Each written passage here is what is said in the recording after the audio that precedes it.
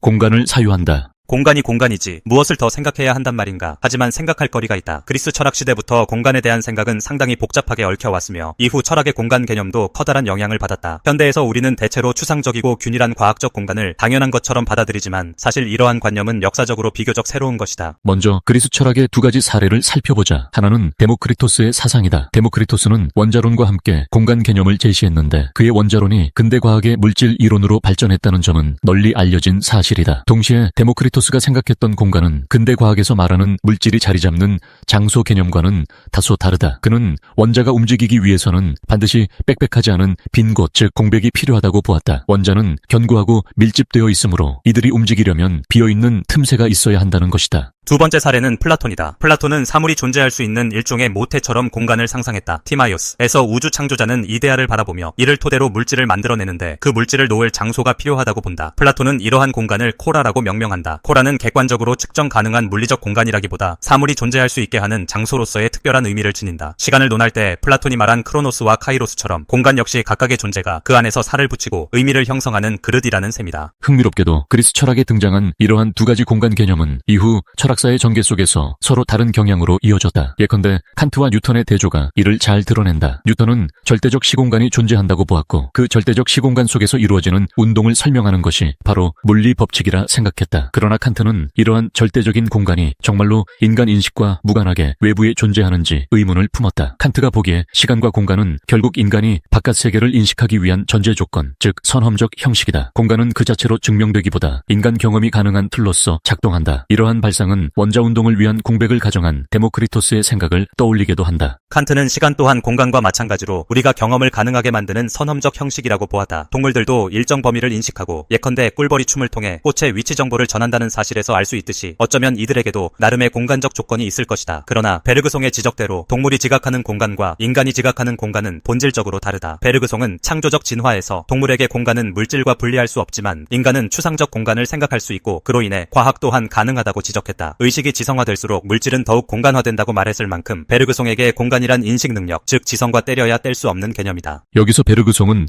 칸트를 한 걸음 더 나아간다. 칸트에게 공간은 인식의 선험적 조건이었지만 베르그송에 따르면 공간으로 물질을 파악하는 일은 곧 언어나 개념을 사용해 사물을 구획하는 행위와 크게 다르지 않다. 인간이 지닌 추상적 판단 능력 역시 물질을 하나의 객관 대상들을 모아놓은 구획된 공간으로 파악하는 데서 비롯된다. 베르그송은 이러한 공간 인식이나 개념적 사고가 결국 인간 삶의 순수한 흐름을 추상화하고 언어화한 결과라고 주장했다. 순수하고 활기찬 삶 자체가 이미 우리에게 있지만 언어와 인식이 그 흐름에 선을 그어 공간과 개념으로 전락시킨다는 것이다. 베르그송의 생각을 더 확장해보면 메를로퐁티의 신체론과 연결 지을 수 있다. 메를로퐁티 또한 베르그송처럼 인간의 인식에 앞서 근거로서 작동하는 공통의 매개체를 상정하는데 그것을 세계의 몸이라고 부른다. 보이는 것과 보이지 않는 것에서 메를로퐁티는 보이는 존재로서의 나의 신체는 거대한 풍경에 둘러싸여 있지만 동시에 보는 존재로서의 나의 신체는 그 풍경이 보이도록 받쳐주는 축이 된다고 말한다. 이는 일종의 커다란 신체 개념으로 우리 모두가 하나의 몸을 공유하듯이 서로에게 열려있고 각자의 지각을 통해 그 몸을 함께 구성한다는 사유를 보여준다. 이때 공간은 단순히 대상이 놓이는 무대가 아니라 신체들이 서로 맞닿아 엉겨붙는 생생한 차원으로 확장된다. 플라톤이 말한 코라가 메아리 치는 듯한 장면이다. 이를 좀 더 사회적 맥락으로 확장하면 지멜의 다리와 문으로 이어진다. 지멜은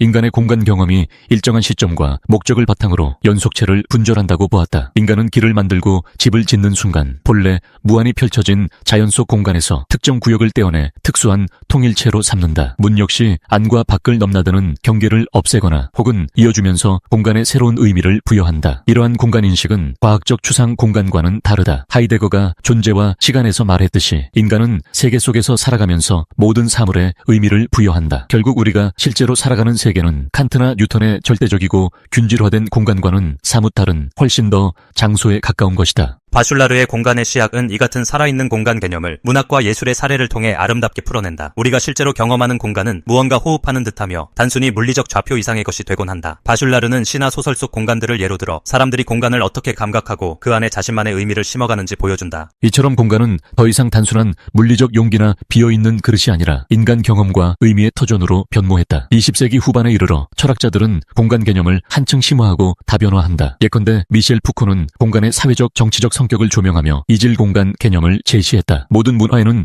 실제로 존재하지만 동시에 다른 모든 장소를 반영하고 전복하는 대양 공간이 있다고 그는 말한다. 이는 거울에 비친 공간처럼 현실을 비추지만 그 현실을 다시 뒤틀어 보여주는 독특한 장소로 병원이나 감옥, 묘지처럼 그 사회의 문명적 권력이 직조된 공간들을 떠올리게 만든다. 이렇게 공간은 중립적인 무대가 아니라 권력과 관계의 장이 된다. 들로에즈와 가타리는 매끄러운 공간과 줄무너진 공간이라는 대조적 구도를 통해 기존의 구조화되고 경계지어진 공간 개념을 해체한다. 이들은 유목민이 살아가는 끝없이 펼쳐진 사막과 같이 매끄럽고 연속적이며 고정된 참조점이 없는 공간을 상상한다. 이를테면 개량화되고 구획화된 도시나 국가가 아닌 끊임없이 움직이고 경계를 허무는 탈영토와의 장이 바로 매끄러운 공간이다. 또한 에마누엘 레빈나스는 공간의 윤리적 차원을 불어넣는다. 그에게 공간이란 타자와 마주침을 통해 도덕적 의미를 획득하는 자리가 된다. 자크 데리다가 레비나스의 전체성과 무한을 환대에 관한 논고라고 부른 것은 그의 철학에서 공간이 타자를 맞이하는 책임감의 장이기 때문이다. 낯선 타자가 찾아왔을 때 그를 받아들일 것인가 배제할 것인가의 선택이 이루어지는 곳, 그것이 바로 레비나스가 말하는 윤리적 공간이다. 장르익 낭시 또한 하이데거의 세계 내 존재 사상을 이어받아 우리가 이미 공동의 공간을 이루고 있다고 말한다. 낭시에게 세계는 밖으로부터 주어진 것이 아니라 존재자들이 함께 의미를 만들어내는 장이다. 그렇기에 공간은 결코 단순한 비어있음이 아니라 서로 함께 있음 자체의 짜임새다. 흥미롭게도 서양 철학에서 이렇듯 공간을 다층적으로 이해해온 반면 동양 철학 역시 고유한 시선으로 공간을 바라보았다. 중국과 한국의 전통 풍수지리가 대표적 사례다. 바람과 물이라는 뜻의 풍수는 자연 환경에 흐르는 보이지 않는 기운과 땅의 형세를 읽어 길 흉화복을 가늠하는 지혜다. 사람의 거처나 묘자리는 음양의 생기가 모이는 곳에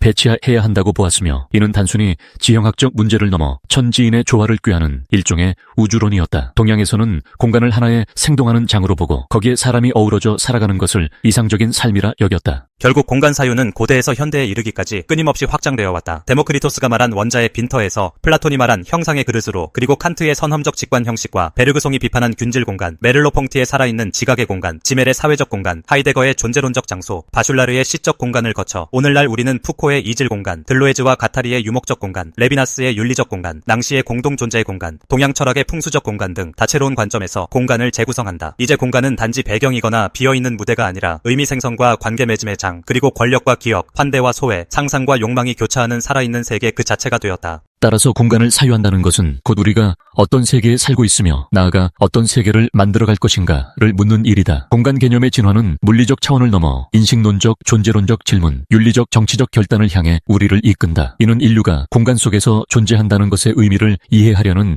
끝없는 여정이라 할 수 있을 것이다. 한국 남자에게는 자기만의 공간이 필요하다. 30평 아파트에는 밖으로 나가라고 외치는 아내의 공간밖에 없다. 버지니아 울프가 1928년 자기만의 방에서 주장한 바에 따르면 여성에게는 창작 활동을 위한 물리적 공간과 경제적 자립이 반드시 필요하다고 했습니다. 당시 여성들은 주로 가정과 가족을 위한 헌신적인 역할을 요구받았고 자기 자신을 위한 공간을 갖는 것은 사실상 불가능했습니다. 그래서 울프는 여성이 독립적으로 사고하고 창작하기 위해서는 자기만의 방이 있어야 한다고 말한 것입니다. 이 에세이는 여성의 권리와 자립을 논의할 때 빠지지 않는 중요한 은유로 자리 잡았습니다. 하지만 이러한 논의는 단지 여성의 삶에만 국한되는 것일까요? 21세기 남자들에게도 필요한 자기만의 공간. 오늘날 한국 사회에서 남성들이 직면한 현실을 보면 이제는 남자들에게도 자기만의 공간이 절실하다는 목소리가 커지고 있습니다.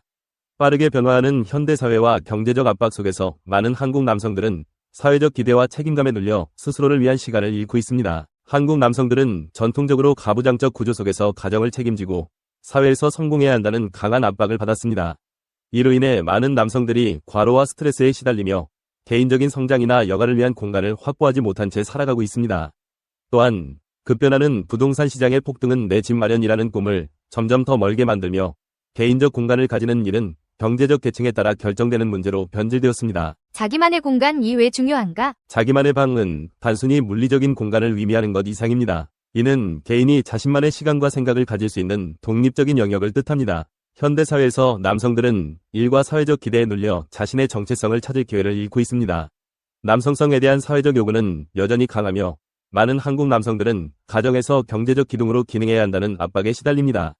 이러한 상황에서 남성들이 자기만의 공간을 가질 필요성은 매우 커졌습니다. 물리적인 공간뿐 아니라 정신적, 정서적인 공간도 중요합니다. 한국의 많은 남성들이 자신을 위한 시간을 가져야 한다는 필요성을 느끼지만 가족을 위해 희생하거나 사회적 의무를 다해야 한다는 압박에 빠져 자신을 위한 공간을 마련하지 못하고 있습니다.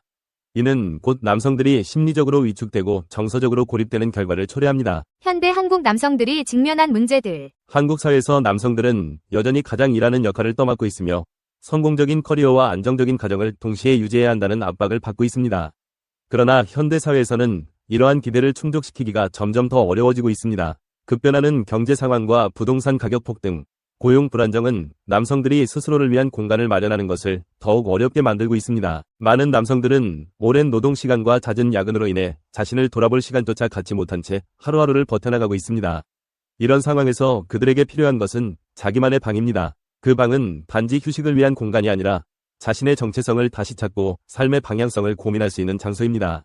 이 공간을 통해 남성들은 사회적 압박에서 벗어나 자기만의 세계를 구축하고 스스로를 재발견할 수 있는 기회를 가지게 됩니다. 남자에게도 자기만의 방이 필요하다. 울프가 여성에게 자기만의 방을 주장했던 것처럼 오늘날 남성들에게도 이러한 공간이 필요하다는 주장은 결코 과장이 아닙니다.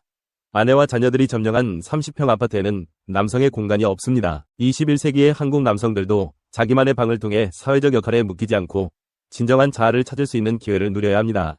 이 방은 그들의 성장과 자아 성찰의 공간이 될 것이며 그들이 더 나은 남편, 더 나은 아버지, 더 나은 인간으로 살아가는 데 중요한 역할을 할 것입니다. 따라서 21세기 한국 사회에서도 남자에게 자기만의 방이 필요하다는 주장은 결코 부차적인 문제가 아닙니다.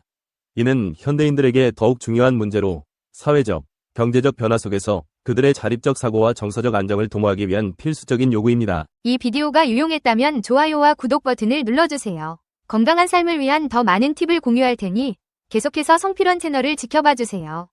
감사합니다.